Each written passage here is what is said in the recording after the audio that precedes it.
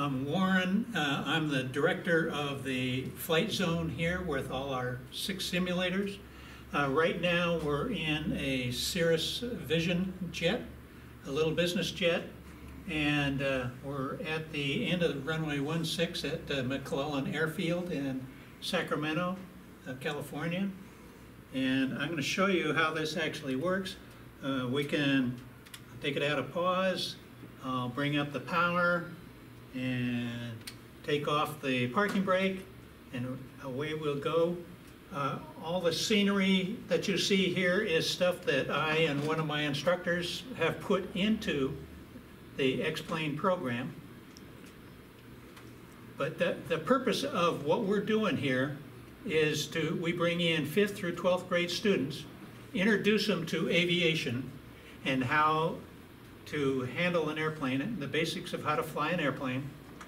And so we're trying to convince students at an early age to consider a career in aviation.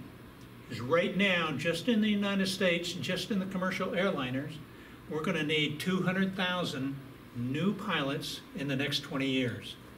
And so we're trying to get students aimed for that. But we can do all kinds of things, a lot of which is illegal, but we can do it anyway because it's a simulator. Did you say this was somehow related to the FAA? Wasn't there something that you mentioned about that earlier related to the FAA? This program can be set up for instrument-rated pilots to practice instrument flying and log it with the Federal Aviation Administration, the FAA. But there's our museum and some of the things around it. You can see down there we've got a lot of airplanes in the air park, and I put a balloon in there just for the fun of it.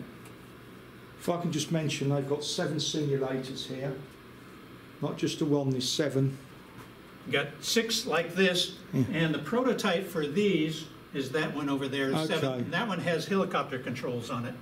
So they have one that does helicopters as well, and you can see. But doing things like that is not legal in this particular airplane. And we can do heads-up display and do a loop, went through vertical, upside down, coming back around.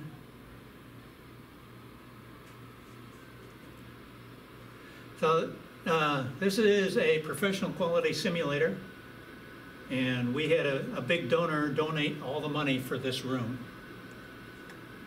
So, and this is at McClellan Air Force Base, which used to be a repair centre, correct me if I'm wrong, for American planes? For the F-111 and the A-10 and several other aircraft, and it was instrumental in World War II for